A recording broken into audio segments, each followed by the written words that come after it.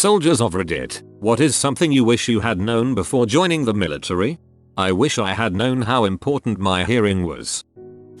I've never been to prison, but crap, I have to imagine that deployments are dang near close to it. Bored out of your freaking mind, getting swole at the makeshift, outside gym, counting down the days, surrounded by dudes, and every now and then, some butthole tries to kill you. Excellent analogy. Don't forget, very occasionally getting to call your family on a crappy connection. Should have done ROTC and finished up college instead of enlisting. Fellow women military people will back this up. See civilian gynecologists. All military people will back this one up. See civilian dentists.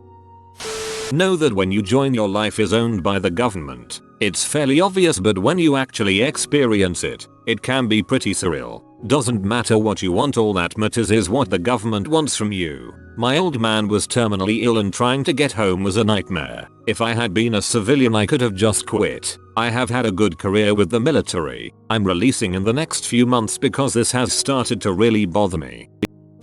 Don't trust to everything your recruiter tells you. Look up info on your own and bounce questions off of them. I did and got stuck as a laundry specialist for 4 years. Oh, and color vision can affect the jobs you can get in the military. Let me give some more details on my story. I wanted to join the army to do cool army crap. Plain and simple. I was a junior in high school when a recruiter called out of the blue and told me about the split option. The split option meant I could go to basic during the summer and come back and finish up high school. Only thing was that I had to join the reserves and pick a non-combat MOS. The recruiter told me I could change my whole contract after I got back from basic. That was the lie. So I signed up for any old MOS, which ended up being a 92S. Shower, laundry, and clothing repair specialist. So I go off to Fort Sill for the summer. When I got back, I went back to the recruiter station. My original recruiter moved on to his next duty station, and when I asked about changing my contract, I was told I had to wait until I was 18. A few months go by. I'm an adult. I go back. Rules change. I have to wait 2 years. So I go to 8 and become a 92S and report to my unit. I ask about changing my MOS and get no help from the crap bag full-timers. So I was stuck as a Stitch B for 4 years until a sister unit let me join them and reclass to deploy with them. Now as for color vision, I found out I was red-green colorblind when I went through MEPS and thought nothing of it. Mistake on my part. I learned later that due to my colorblindness, I was unable to do all that cool army crap that I originally wanted to do. So no combat MOS, no specialty schools, no fricking nothing. I never did a single fricking thing I wanted to do in the army. It ended up being a big waste of time. I'm going to stop typing because I'm making myself angry. Just do me a favor. If you're considering joining the military, remember my mistakes and don't get frick yourself over. Don't get that dumbass skull with a beret tattoo. Or an anchor. Most of sniper school involves a lot of math. There's nothing glamorous about being B4. Most of the time you're waiting around in the heat. It's nothing like the movies. All the people in books that say they can remember the faces of everyone they've shot are full of crap. The big one. Not only can you not smoke, you can't use tobacco in any form. Good luck if you're another nicotine addict. The maths in sniper school makes it sound awesome. I wish I had joined the fricking Air Force. Sailor here. I too wish I joined the Air Force. 5th, don't be afraid to volunteer for cool missions and opportunities. Being able to control some aspects of your career feels pretty awesome. Search around, go on forums, check opportunities, network, etc. Okay, volunteer for nothing. Especially if they are looking for volunteers for a course that on the surface sounds amazing. But when you look around, you are the only one with your hand up and suddenly you are cleaning some crap for someone else. Okay, wait, help. Accountability. If you're sick, you notify your fire team leader or squad leader. If you don't, not only do you get in trouble, you get their ass in trouble, which in turn will get you in more trouble. In addition, save every bit of info you're given, because it may one day save you ass. It could be a signature for an order, acknowledging you're sick, anything that would you might get questioned for doing something or not being somewhere. How very likely you are to get irrevocably hurt doing the things you do every day. That's how most people get hurt. In fact, For me it was PT. I've had a knee repair, a shoulder repair, stress fractures, a hideous staph infection. The list goes on.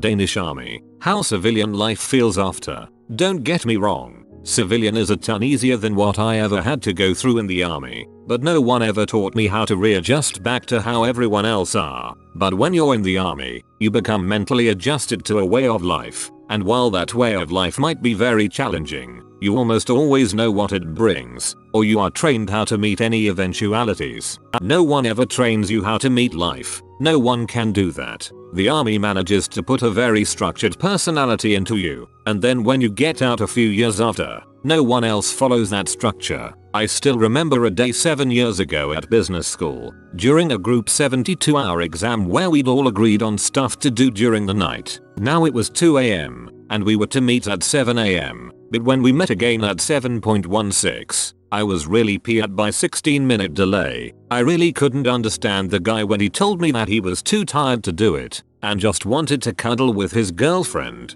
He might as well have said those words in Chinese to me. I literally didn't understand the guy. My mind had been so adjusted to that everyone around always would do what they were told, or they would tell me that it would not be possible before that. I had gotten so used to every person not working the same way as me that I forgot it. That if they would be tired, they would tell me immediately, not tell me embarrassed later. This is a pain. When I got my first job outside the military, I was always 15 minutes early, because that's being on time. Then my boss wrote me up for trying to ride the clock by showing up early. Never mind that I was getting turnover, gathering supplies, all the piddly crap you have to do to get ready to actually work.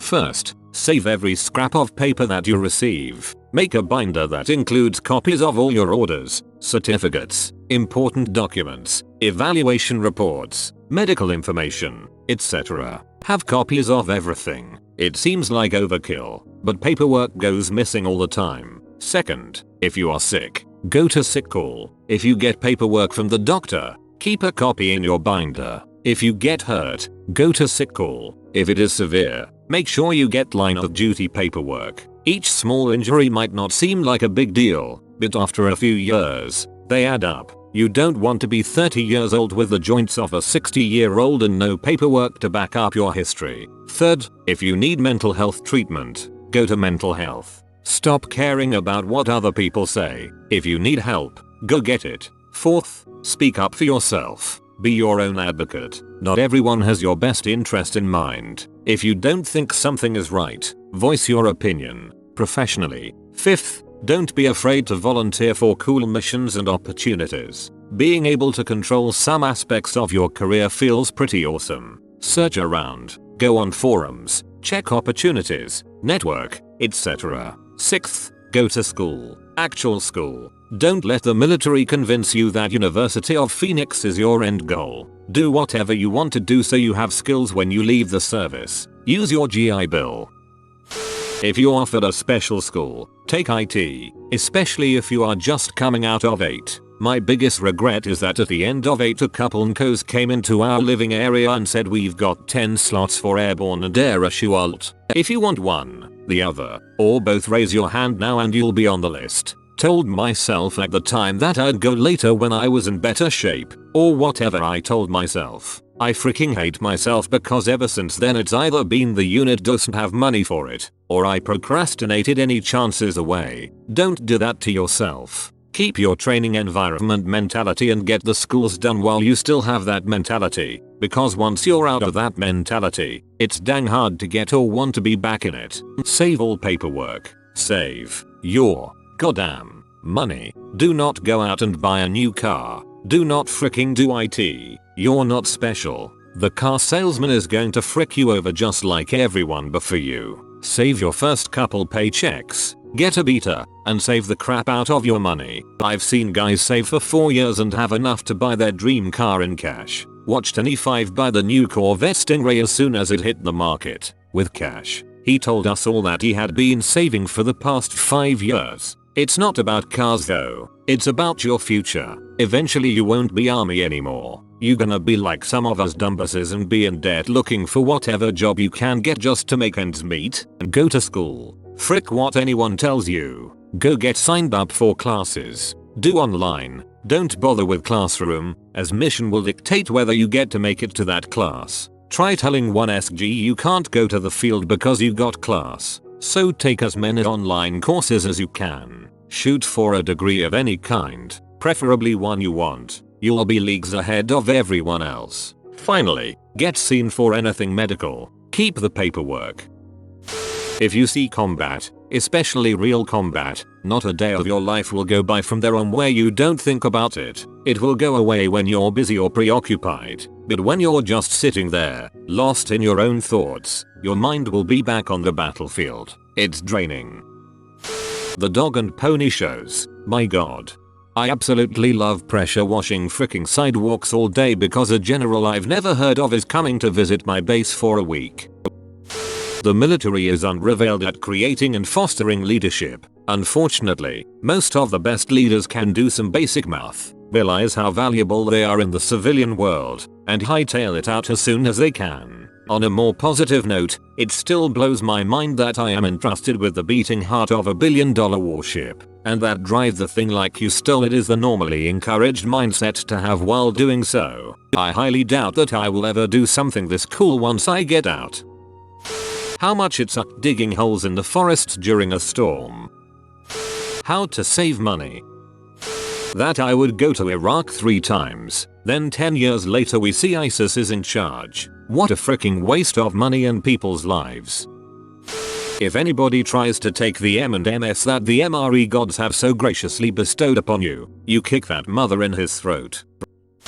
A lot of posts about the other 4 branches of the US Armed Forces, but no one mentioning the Coast Guard. Great duty stations, great missions, always operating in some capacity, whether search and rescue, law enforcement, pollution response, etc. I was in the army and I always advise people to consider the Coast Guard.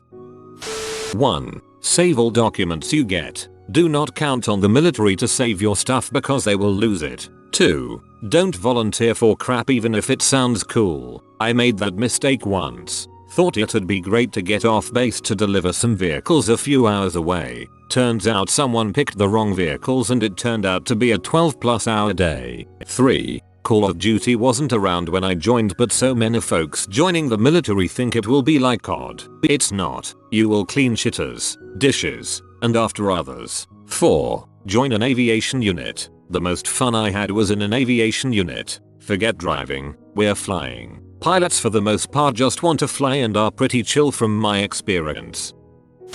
That if you deploy there's a good chance your marriage will fail and your soul will leave you. 2 things. From a former 19 Delta Cav Scout. 1. Recruiter equals liar. If it's not in your contract you're fricked. I dang near maxed out my ADSVAB and could have had any job I wanted. Similarly, I could have had choice of duty station and or airborne. My recruiter told me all of that would happen after basic. Half of my guys from basic got one or both. Those that didn't got lied to. The recruiters are under tremendous pressure to get you in. Your interests are secondary. 2. I grew up poor without healthcare. Every dentist I ever went to said that I badly needed braces. Every single army dentist orthodontist said that my teeth were fine and didn't need braces. Military medicine is not as good or comprehensive as civilian medicine. You get the minimum. I am glad I joined and served overall though. You can learn to live with PTSD much of the time, but no one can help you forgive yourself for who you've been or what you've done, except yourself. When you're out, you can get help, but you have got to be the one that takes the opportunity. Help doesn't come in 12 ounces bottles or pint glasses. Remember, it normally doesn't build up all at once. The cure doesn't happen all at once. You have been visited by the money cat like for good luck and fortune. If you are new to the channel, you can subscribe. I publish new videos every day. Until then, check another video, or don't. Either way, have a great day you magnificent people.